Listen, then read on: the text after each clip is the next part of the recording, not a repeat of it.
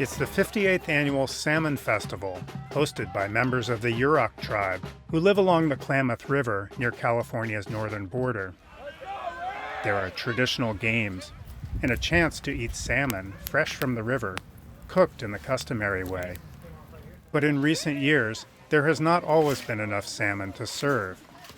We've had some rough years. I remember having discussions with the Yurok Tribal Council, deciding whether we were going to serve barbecue chicken at the Salmon Festival.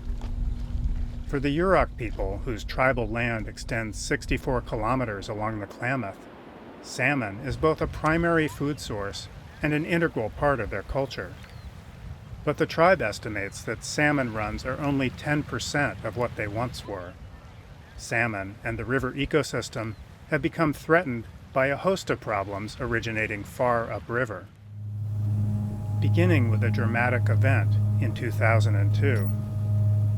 We just never could have imagined in our worst nightmare what was to come. More and more just start washing up.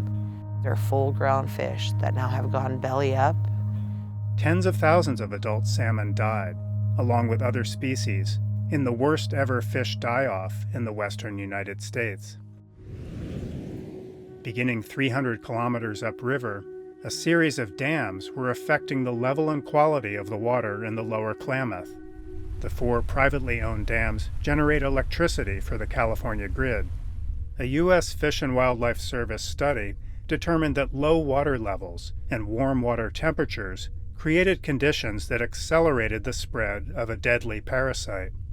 Then to find out what the real culprit was and what caused it and what could cause it again, then you had a lot of really mad and outraged Indians. Fearing that the future of their food source and way of life was threatened, the Yurok people joined with Karuk and Hoopa Valley tribal members to call for removal of the dams. At meetings of dam owners and decision makers over the past 20 years, the tribes have carried on a tenacious campaign. We went everywhere that there was someone who had control of our lives. Then in 2020, faced with millions of dollars of mandatory environmental improvements, Pacific Corp, the current owner, agreed to demolish the 4 dams and drain the reservoirs. A final environmental impact study led to approval of the $450 million project, whose costs will be shared by taxpayers and the utility Pacific Corp. Work is projected to begin in early 2023 on what will be the largest dam removal in U.S. history. Native American communities will play a leading role in restoring the environment once the dams are removed. Matt Dibble for VOA News, Klamath, California.